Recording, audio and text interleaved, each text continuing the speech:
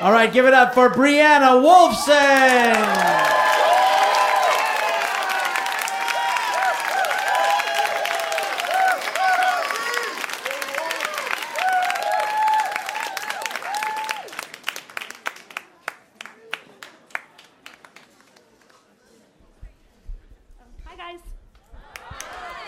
First time and a little nervous.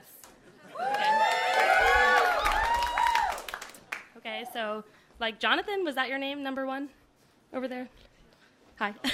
So like Jonathan, I am the product of divorced parents, which means that I grew up with not one but two homes.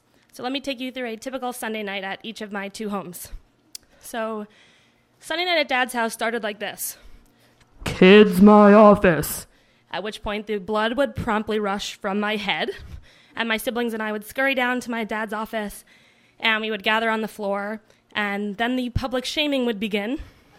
My dad's favorite end-of-the-week ritual was called the box, and he would spend all week collecting misplaced items around the house, toys, socks, T-shirts, books, and he would place them in the box. Then on Sunday nights, he would take each item out of the box and dangle it over his head. Brianna. And then he would put it in your pile. So whichever one of us had the smallest pile at the end of the night won the grand prize of $1. So, oh yes, which he always reminded us to save. So then when the box ritual was done, you would think I could finally exhale, but no. He would follow us upstairs while we washed up, and he would count backwards from 90 while we brushed our teeth to make sure we weren't cutting any corners. Okay, so here's Mom's house. So a great fan of alliteration, Mom decided that we would have spaghetti on Sundays. The first letter of the contents of the dinner would match the first letter of the day of the week. Yep. I remember how hard she laughed when she realized that we can incorporate utensils into this pattern. Oh yes, spoons for spaghetti Sunday, only spoons. So I don't know how many of you have ever tried to eat spaghetti with a spoon before. It's very difficult, actually almost impossible. And very messy, but oh my God, so much fun for a 6-year-old. So when Spaghetti Sunday was over, we would go upstairs and we would put on these like big sparkly T-shirts and her oversized sunglasses. She would let me wear her lipstick and her high heels, and we would blast Elton John and dance around the house. When that was over, my mom and I would get in matching pajamas, and we would snuggle up in bed with ice cream and fall asleep to South Park reruns. Yeah. So this one time, my brother and I, we were playing hopscotch outside of Mom's house, and my dad pulled up in a car, and he said, "Get in." I was 6 years old, but that was old enough to know that it was Mom's weekend, and we weren't supposed to be seeing Dad for a while. But before I could get Mom's attention, my dad had yanked my brother and me into the car and drove away. My mom chased us down the street screaming. She ran behind us until her legs gave out.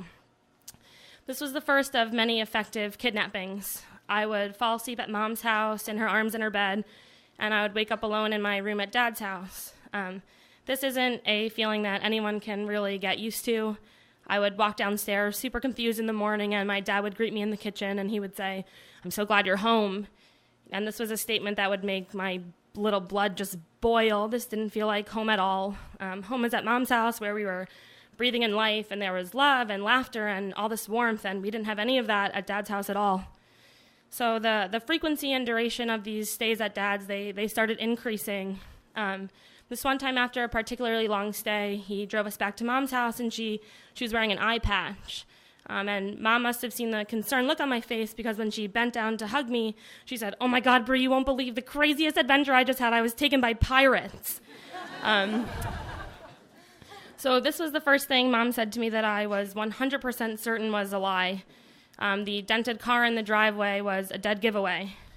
So the following summer at camp, I waited on the steps of my bunk for 5 hours before my counselor told me that Mom wasn't coming. My dad called later that night to tell me that Mom had had an accident. 2 days after that, life support, and 2 days after that, she was dead. In the years following my mother's death, the nights were the hardest, and I would often lay in bed crying and just wishing I could spend one more night in her room, in her arms, in those matching pajamas. And this one night, I really just couldn't get to sleep, so I shuffled over to my dad's room, and my face was just totally salty and wet with tears at this point, and I woke him up and I said, Dad, do you ever miss her? And he turned over and he looked me right in the eye and he said, Brianna, just go back to sleep. So after 7 years of feeling like the wrong parent had died, my father called me back down to his office. And of course, I'm expecting the box. But my siblings didn't join me this time, and my father had a new story to tell me.